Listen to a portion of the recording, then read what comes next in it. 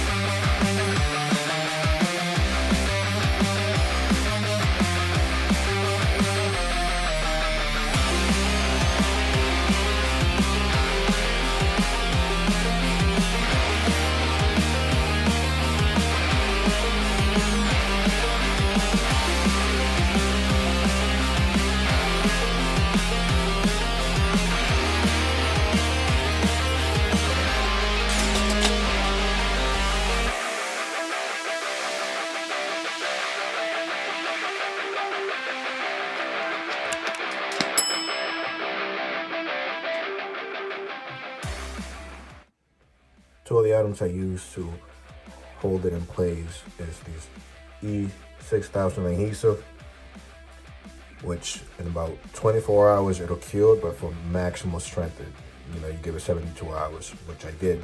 And then after that, I hit it with the black silicone, which doesn't look pretty, if you can see, but you know, it's behind it, it's hidden, you can't see it.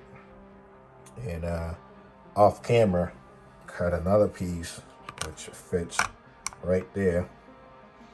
You know, grab some, I grabbed the countersink bit to deepen the holes there, so the screws are nice and flush, and that way at least it protects it from the grease, you know, going behind there and, you know, dirtying it up quicker than I wanted to. Plus, this way it'll be easier for me to clean it. As you can see, the screws, you know, they're hitting, they're nice and flush.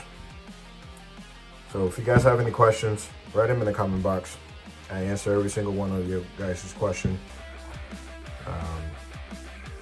So if you guys like what I just did, please give it a thumbs up. Appreciate it if you subscribe to the channel. Thank you for watching.